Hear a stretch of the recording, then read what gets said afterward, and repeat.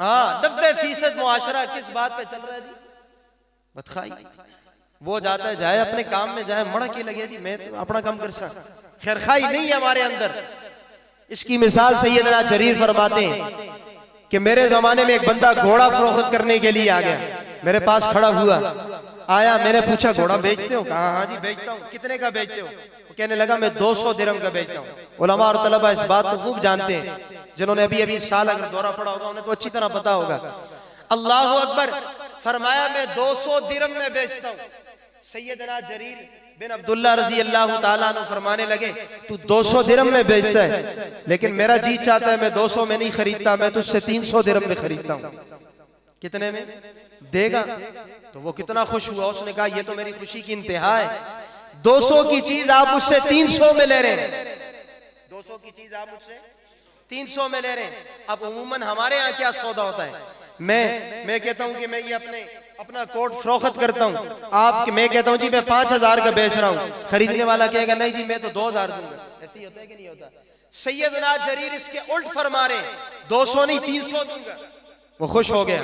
پھر اگلی بات کی, کہا اچھا ذرا سن, اگر 300 کے بجائے 400 درہم دوں تو کیا تیری حیثیت ہوگی, کتنا خوش ہوگا تو؟ فرمایا میں تو بڑا خوش ہو جاؤں گا, کپڑوں میں سما نہیں سکوں گا, کپڑوں میں سما نہیں سکوں گا, میں خوش ہو جاؤں گا, 300 میں بات طے ہو جائے گی. اللہ اکبر. بات چلتے چلتے 500 پہ گئی, 600 پہ گئی, 700 پہ گئی. وہ اتنا خوش ہے کہ گھوڑے میرے کی قیمت تو 200 بنتی ہے, اور یہ اللہ کے محبوب کا صحابی ریٹ لگا رہا ہے, بڑھاتا جا رہا ہے, بڑھاتا جا رہا ہے. بات جا کر 900 کے عدد پہ ختم ہو گئی. کتنے عدد پہ؟ 900 کے عدد پہ. وہ صحابی رسول کہنے لگے میں تجھ سے 900 درہم میں خریدتا ہوں. کہا جی اس سے بڑھ کے مجھے کیا خوشی ہوگی, میری تو نسلیں بھی یہ درہم کھاتی رہیں گی, مجھے تو کمانے کی ضرورت ہی نہیں ہے, گھوڑا آپ کے حوالے کروں گا, 900 درہم جیب میں ڈالوں گا, کچھ ان کو بینک بیلنس بناؤں گا, کھاتا رہوں گا, گھر میں خرچہ چلتا رہے گا. اللہ اکبر, اللہ اکبر. سیدنا جریر کا سودا طے ہو گیا, بیچنے والا 200 کہہ رہا ہے, سیدنا جریر نے 900 درہم اس کے حوالے کیے. کتنے؟ 900. گھوڑا لے لیا.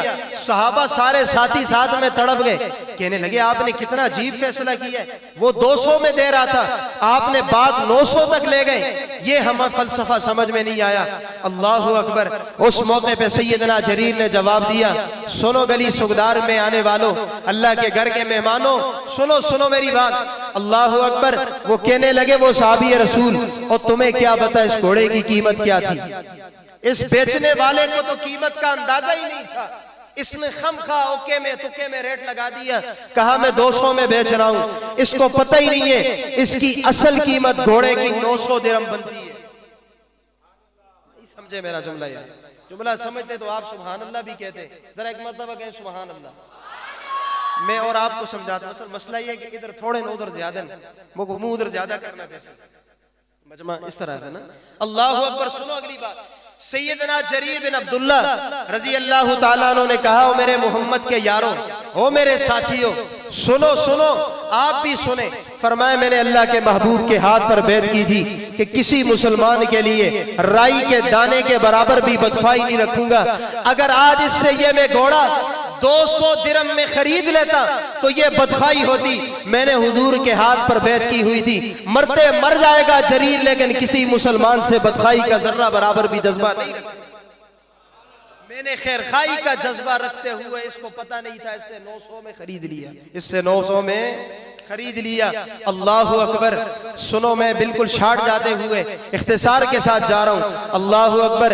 خیر خواہی کا جذبہ تھا, تب تو اللہ نے صحابہ کو یہ مقام دیا, تب تو اللہ نے صحابہ کو یہ مقام دیا. یار انہوں نے خیرخواہی کا جذبہ دلوں میں بسایا نا. پھر قرآن بولا نا, اعد لہم جنات تجری تحتها الانہار. نا اے جی سبحان اللہ. میں پھر ساری تقریر کرتا, میں تو سکولو زیادہ تھکے. میں نے اس دن بھی کہا, حضرت پیر صاحب کو پتا ہے, میں 26 ستمبر کے آخری مہینے میں عمرے سے واپس آیا تھا.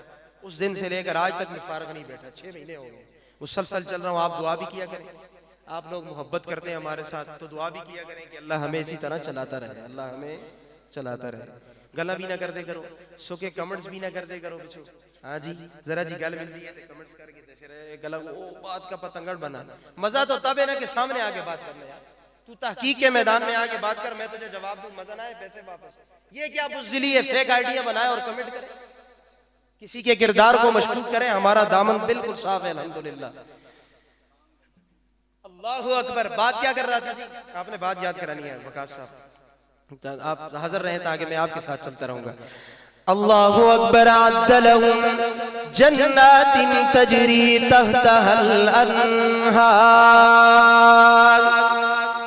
ہمارے استادوں کے استاد ہیں حضرت مفتی صاحب بھی تشریف فرمائیں شاید میری آواز وہ سن رہے ہوں گے اور مجھے اگر سنیں گے تو انشاءاللہ وہ اس پر مجھے داد تحسین سے نوازیں گے مفتی ناصر محمود عباسی صاحب دامت برکاتہم العالیہ بڑے باکمال آدمی ہیں ان کے لیے دعا فرمائیں اللہ انہیں صحت والی لمبی زندگی عطا فرمائے بڑے اللہ نے بڑے ملکے سے نوازا ہے کبھی ان کی صحبت میں تھوڑا وقت گزاریں اعد لهم جنات تجری تحتها الانہار اللہ فرماتے ہو دنیا والوں تم نمازیں اس لیے پڑھتے ہو کہ ہمیں جنت مل جائے روزے اس لیے رکھتے ہو کہ ہمیں جنت مل جائے زکوٰۃ اس لیے دیتے ہو کہ ہمیں جنت مل جائے نماز تراویح اس لیے پڑھتے ہو کہ ہمیں جنت مل جائے رمضان آ رہا ہے سحریاں افطاریاں اس لیے کرو گے صدقہ خیرات کرو گے زکوٰۃ نکالو گے ان مدارس کے غریب طلباء کے ساتھ تعاون کرو گے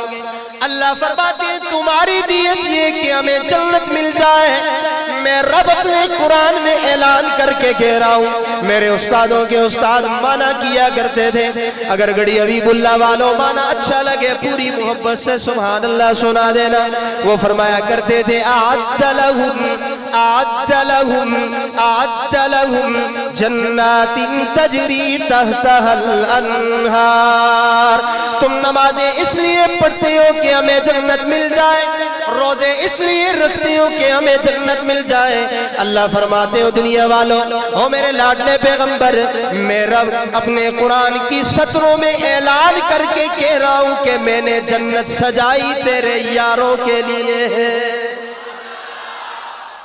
میں نے جنت سجائی تیرے اونچی آواز سے یار میں نے جنت سجائی تیرے یاروں کے لیے آؤ ایک اور معنی بھی سناتے ہوئے آپ کو جاؤں والعادیات ضبحا فالموریات قدحا فالمغیرات صبحا فأسرن به نقعا فوسطن به جمعا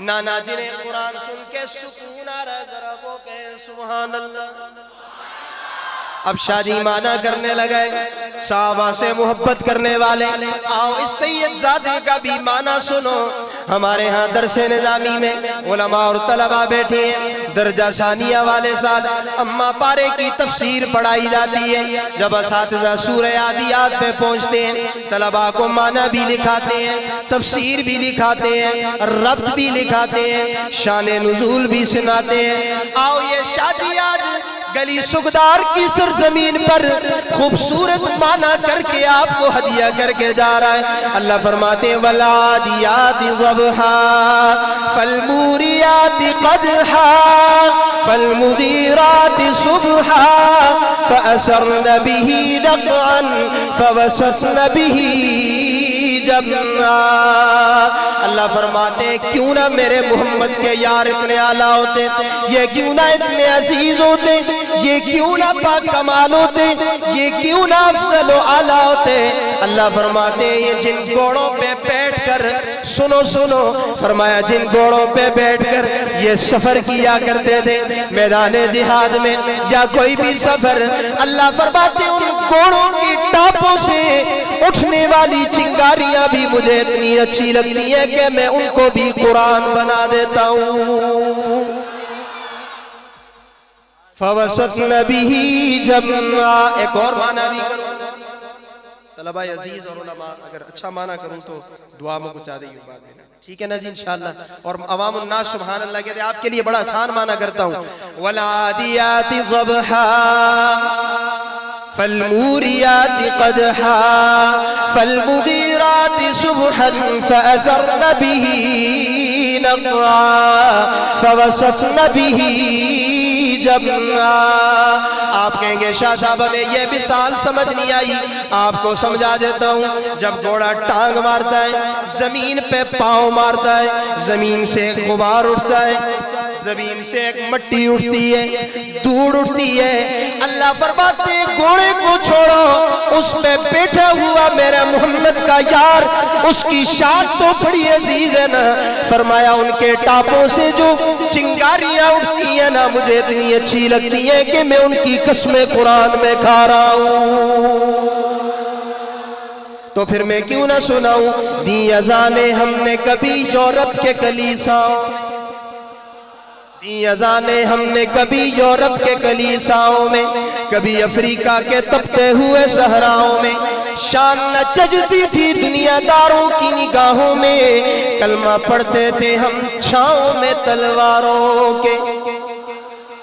پھر میں کیوں نہ سناؤں او دیوانے محمد دے، میں دیوانہ صحابہ دا۔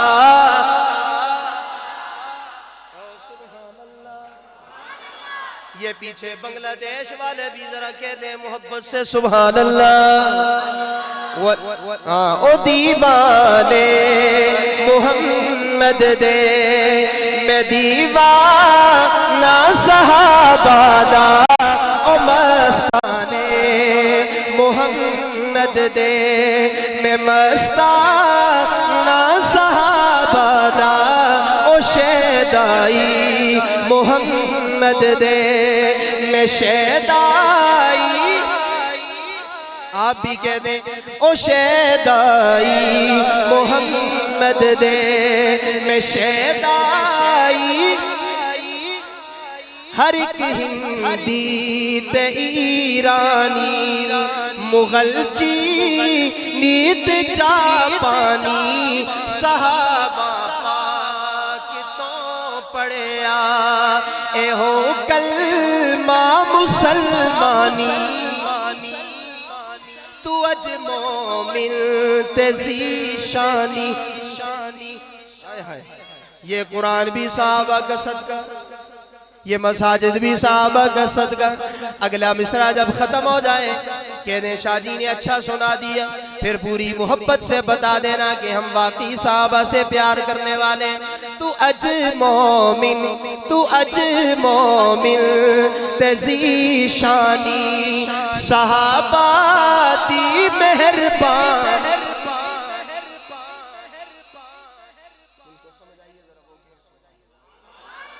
تو اج مومن تے ذیشانی، صحابہ دی مہربانی، ہے واجب کل مسلمانہ، ہے واجب کل مسلمانہ، تے شکرانہ صحابہ دا،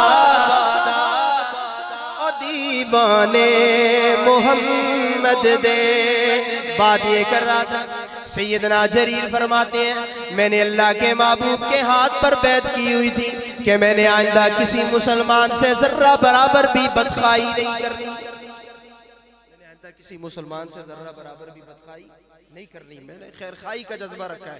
اچھا اس پر دو باتیں آپ کو سنا کے نہ پھر ایک حدیث سناتا ہوں، پھر بات سمیٹتا ہوں۔ اللہ اکبر۔ دیکھیں سیدنا موسیٰ علیہ نبینا علیہ السلام